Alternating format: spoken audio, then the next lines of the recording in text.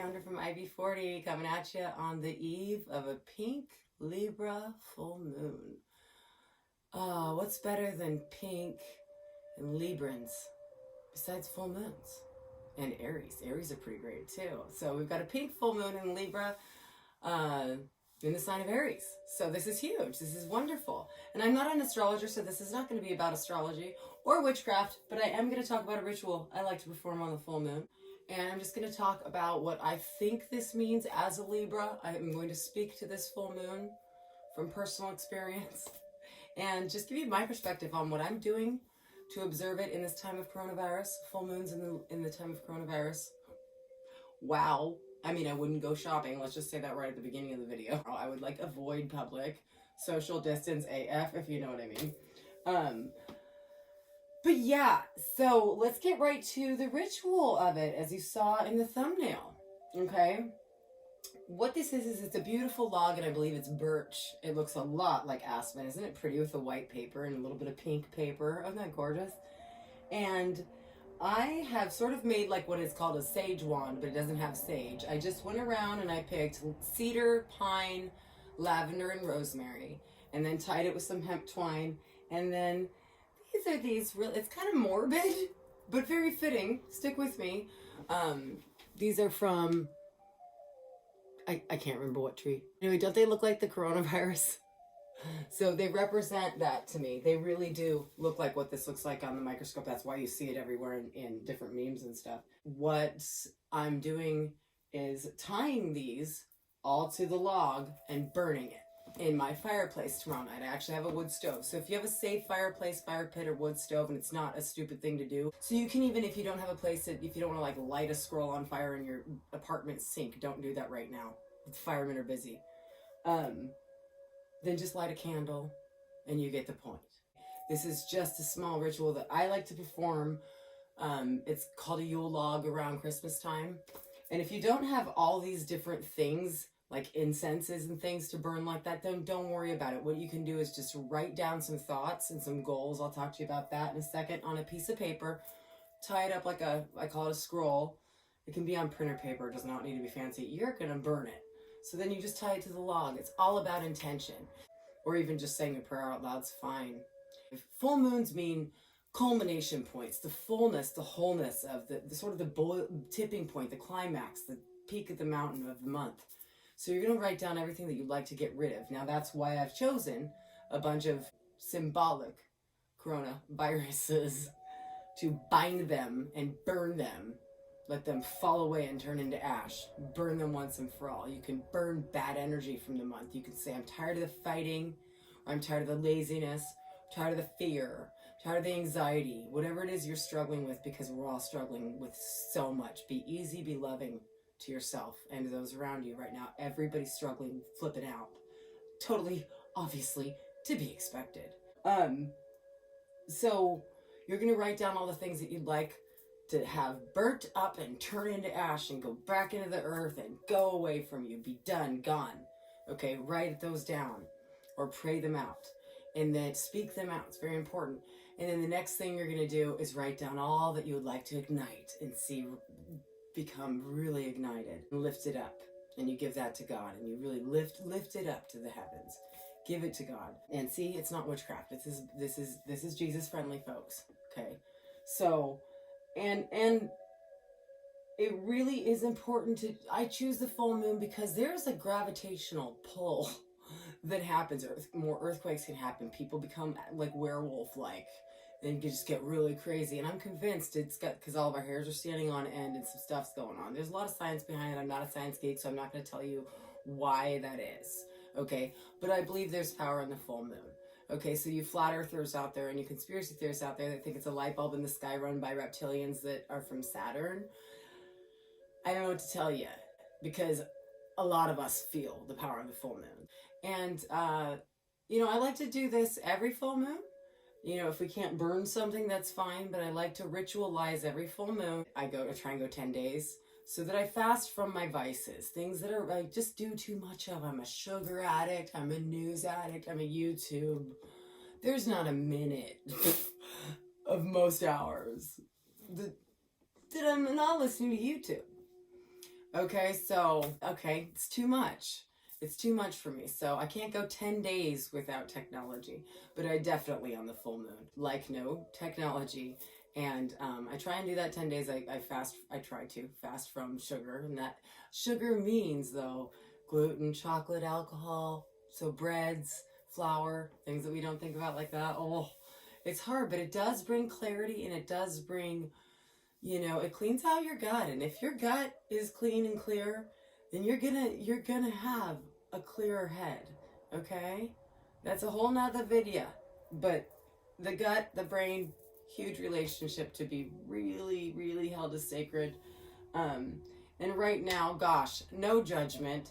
So many of us are really losing it. So I feel like this ritual could help. Again, I'm not an astrologer, so I'll leave a link below for a couple that I dig a lot that speak the language of the quincunxt and the trines. I do not. I do, however, know that Libras and Aries are opposite ends of the spectrum. So you might feel conflicting energies right now. And that makes such perfect sense because also Libras and Aries are really, really woo out there. Lots of personality, lots of fire. A lot of Aries are redheaded and have a temper to match. And they're just like, yeah, that's a fire sign. So fire and air. Air is like tornadoes and hurricanes, and we blow that fire all over the place. Watch out. So what that does is it's going to make us all want to be social, right? It's going to make us all like amped on coffee feeling, like, whoa, like I got to get out there. So if we're not already feeling a lot of cabin fever and that kind of thing, then you're going to probably really feel that right now. But don't go to Walmart and act like it's a mall and like loiter and just check everybody out. Don't keep driving through McDonald's and then just on over to Taco Bell. Okay? I don't know what people are going to do, but it is a full moon where we are going to be pulled to be social. And also, it's almost Easter, and you're probably just like, I can't have a party. It might be really difficult where you're at, depending on, especially if you're like in an apartment complex or a shared community. Oh, Lord. So, but Libras are about balance, and I don't think it means that we are balanced. I think it means it's a constant search for balance. So, really important right now to think about balance, especially if you're a stay-at-home parent right now and you've got people around you that you're not used to having around you, maybe. Okay, and I can say that both me and my husband are stay-at-home parents, and our toddler, 3 people in a shared space, and we're lucky to have broad space to go to. But regardless of whether or not we were in a tiny ranch house or more spread out, we set timers. And it's a little silly, but it works. How else is it going to? If you're 2 stay-at-home parents right now and you're not used to that, you're going to kill each other. Or the kid's just going to be like glued to an iPad and his brain's going to rot. And you're going to be like, oh, you're going to just keep telling yourself it's only going to be a week. It's fine. This isn't good. We need to balance some stuff, okay? So if you're having a hard time with that, here's what we do. We set timers. So he gets an hour, I get an hour. He gets an hour, I get an hour. He gets an hour, I get an hour. Of course, we have shared breakfast, lunch, dinner, wind down time, especially as family, or we spend several hours together outside planting things and doing fun stuff like that. And on days that he has a longer project, even a 6-hour project or a 3-hour chunk that I need or whatever, what we do is an hour, and then he gets 20 minutes. An hour, he gets 20 minutes. It's very important right now. And if you are a mother of different aged kids, which I know a bunch of you are, so if you have an older child, watch the younger child for an hour because mommy needs a break or you're just gonna lose it. You say, mommy gets an hour, I'm timing it, and then you get an hour to do anything you want as per the rules. And if you're not giving them structure right now, then you have to start, because you have to bribe children, unfortunately, right? You have to trade them something. And life is about trading time for work, rewards for sacrifice, okay? So it's important to not just be like, you know what, it's the time of COVID-19, do whatever you want. Mommy's gonna drink, and you're gonna go to your room, and you get to watch HBO. It's fine, you're 12, just take care of your little sister. We can't do that right now, okay? We have to sort of teach structure and give ourselves structure for time alone.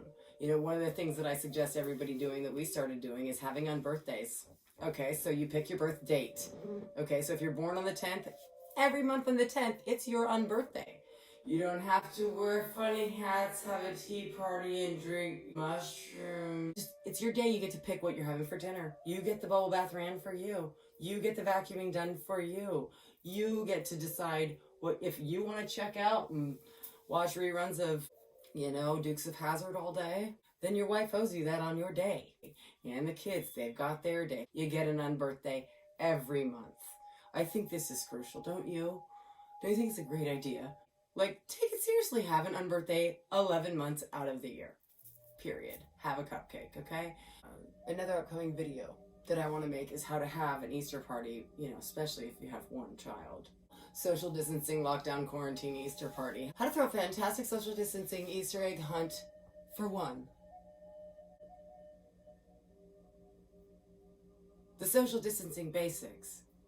I don't know so much more that I want to say about the astrological side of things, but I know that balance is what Librans seek, okay? And Aries seek adventure. So if you're seeking adventure and trying to be social right now, can we just get really, really creative? Okay, if you're really going nuts, here's what I did. I ordered an audiobook, and it's taking me on an adventure. It's taking me on the adventure of a lifetime. I'm going into the Appalachian Mountains. I got one about World War II. That's not going to be pleasant. But I got one about a lighthouse. And sitting up in a lighthouse. Just a man and a woman trying to have a baby. And if you can't run out and get an audiobook right now, I would suggest you order some. Try and go into a different world. Get a good novel if you have one. Or they have wonderful channels on YouTube that narrate stories. They narrate wonderful books.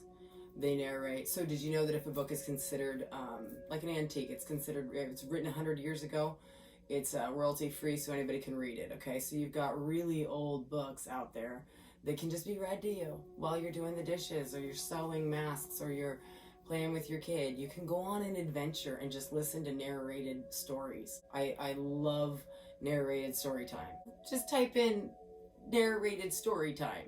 But you can search for any kind of narrated story, from children to horror to paranormal to spiritually uplifting stories of manifestation, stories of God's miracles, or you can just find books read to you.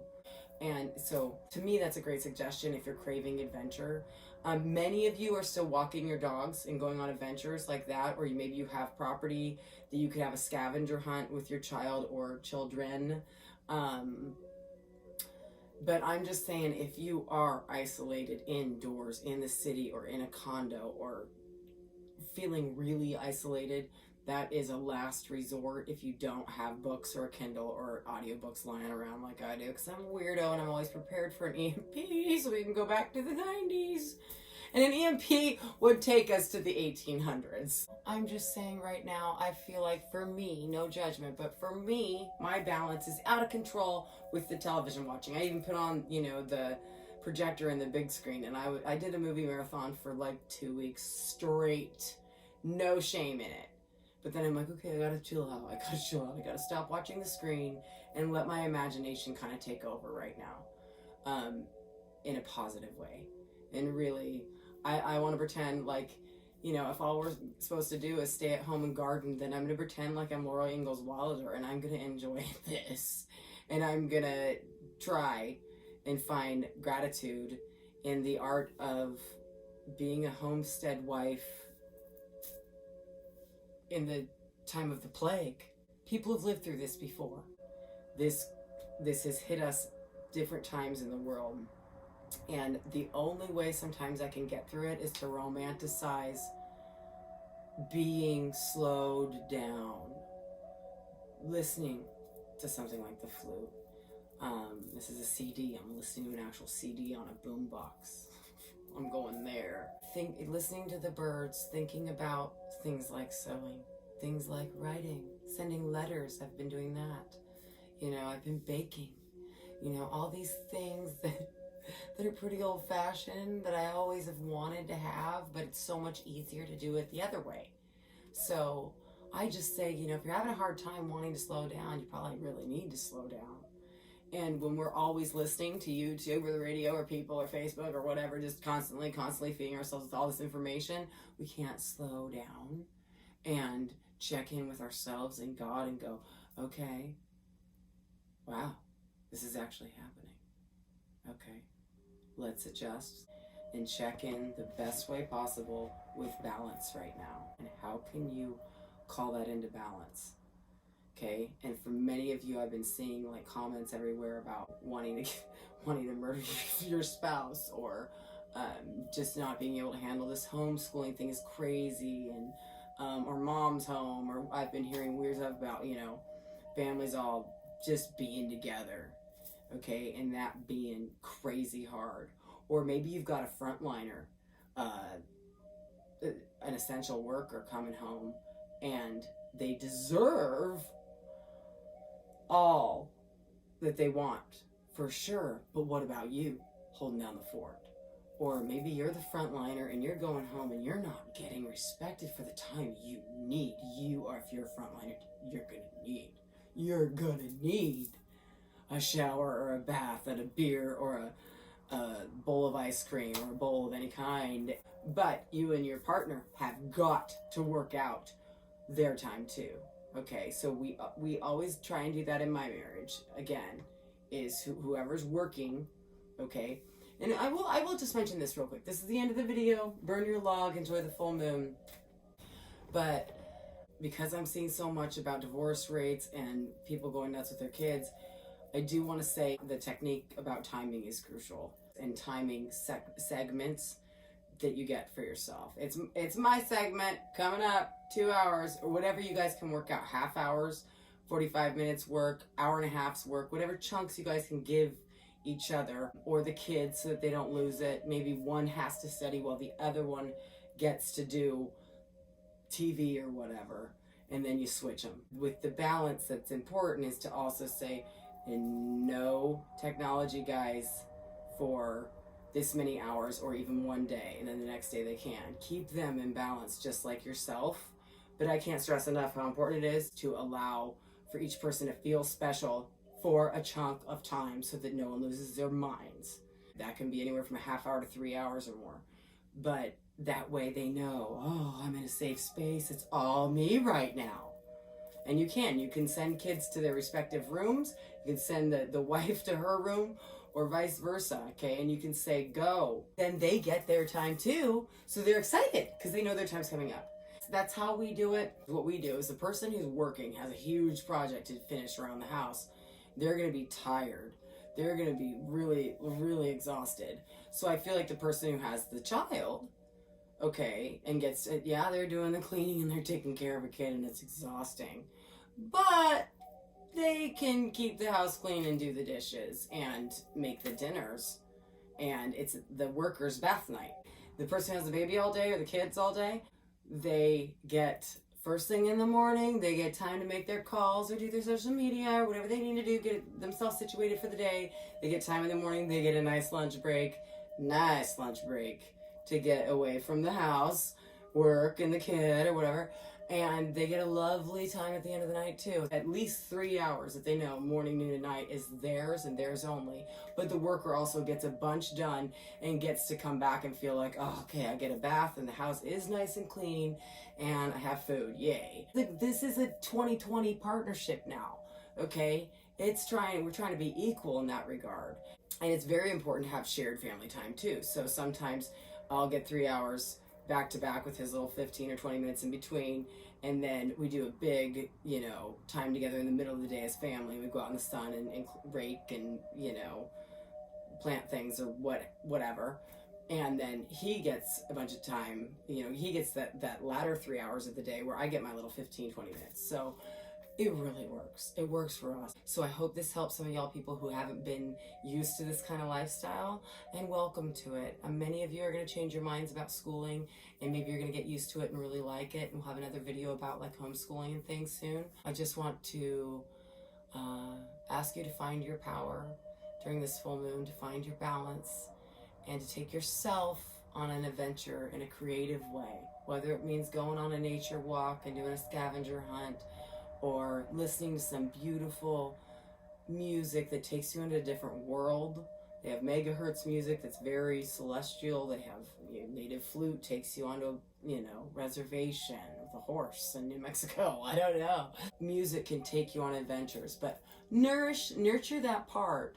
Nurture that part of the full moon right now that needs to be social and that needs to be adventurous. And let's also use the time to find balance and come into power and release to the earth what you want to go away, and lift up to God what you want to ignite. Okay, I hope any of that helps or all of it helps. Okay, thanks so much. Bye, y'all.